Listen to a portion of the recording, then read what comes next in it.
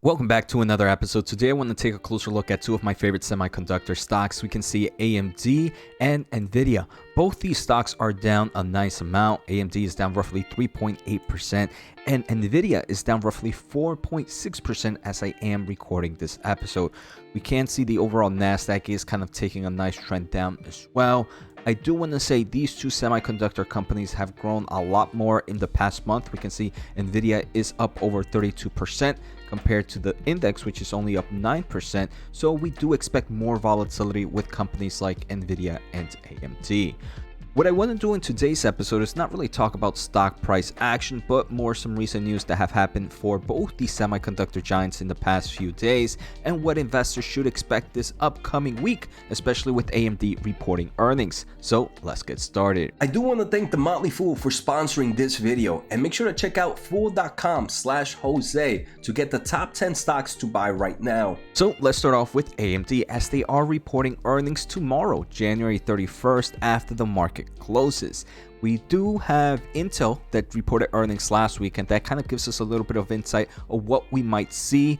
I do want to say one thing that gets me really excited is during Intel's data center segment, they do mention that they saw lower revenue for two reasons: total addressable market contraction, and number two, competitive pressure.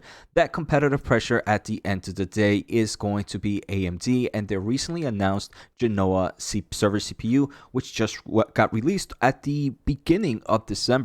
Also, their third generation Milan and Milan X continue to be adopted pretty heavily and was a very, very big win for the company. So I do believe when it comes to the data center market, I would be shocked, but not impossible, but I would be shocked if the data center market is not growing at strong double digits, right? That to me is where I believe most of the growth is going to come from. I also do expect the embedded revenue to be up quarter over quarter, as we still are seeing some form of strength in things like automotive, in some forms of industrial and robotics, and I do believe the embedded market plays a good play in that space. The two markets that I think all of us are not too overexcited about are the client revenue and the gaming revenue because of the overall consumer market we're in right now, especially the client revenue. We did hear from Intel, right, that because of lower PC demand softening, their revenue in the client computing was down 36% year over year. While I do believe client revenue will be down a nice amount, the important thing to note, right, is that this company has four revenue segments and they are all kind of close to each other, so no one player at the moment plays an important role. Data center is becoming bigger, and maybe in a few quarters that kind of tone might change. It might be more data center dependent or embedded revenue dependent, but at the moment we could see that, hey, everything here is looking kind of split for their revenue segment.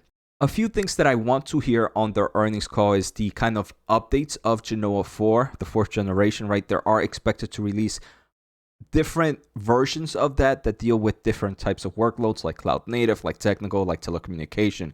So these are, especially Bergamo and I believe Genoa X, are expected to be released in the first half of 2023. I just want to see if they give us any more insight on that during this earnings call. Another thing that we did see this week is AMD is kind of finding ways to get their partners to make cheaper motherboards.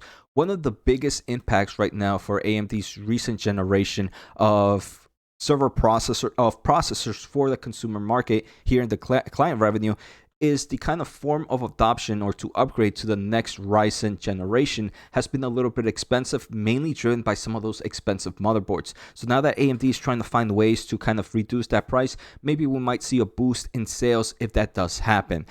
So that's it for AMD. I really want to take a closer look at their earnings, and definitely you will find a show on this channel, so make sure to subscribe, make sure to hit the thumbs up, as it does help me grow my overall audience. If you want to support a little bit more, make sure to subscribe using my link at fool.com/Jose. Finally, if you are here, it means you're a semiconductor investor. I have a semiconductor channel, a podcast with a lot of co-hosts that join me on a weekly basis to discuss different topics. The link is above or down below.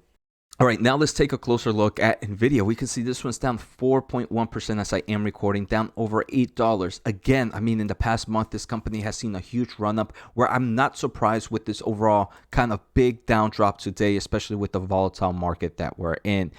For Nvidia, there are a few things I want to discuss. There are reports that a Chinese nuclear weapon lab has used American computer chips. Some of them were Nvidia, some of them were Intel, based on this Wall Street Journal article. And these were purchased about 2 to 2.5 years ago. So very recent. So that's something to keep in mind. We have seen how chip companies like Nvidia have gotten certain export regulations in the past few months. Some of these chips that were actually sent out were part of a ban that was here multiple years ago.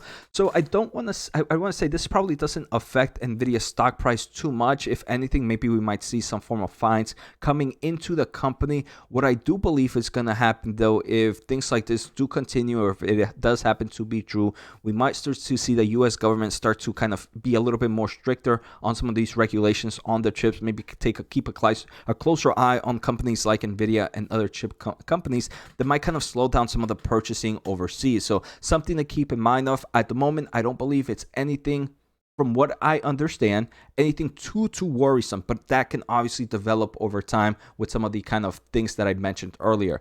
The other thing that we did see is Nvidia's RTX 4060 and 4050 GPUs could launch sooner than expected. And I do believe this could be a kind of a bullish point for Nvidia. I do believe Nvidia was kind of taking their sweet time releasing some of the newer generations of graphics cards because the consumer market was not here due to the overall kind of macroeconomics we're seeing. And they're taking their sweet time. Also, with all the kind of over fluctuation of graphics cards from the 3000 series from miners and just the overall inventory correction as well, Nvidia was taking its time. For these, if these reports are true and they are releasing them at an earlier time, to me it tells me that Nvidia might be seeing that, hey, somehow we're maybe at the bottom, and now we are expected to see that consumer kind of traction begin again, especially for our newer generation cards. So I do believe if that is true, it's definitely a bullish point. Another thing is, I did do a video on this, so make sure to check it out previously. But on January 24th, Nvidia was upgrading this supercomputer in, I believe it was a Swedish university. Yes, a university in Sweden.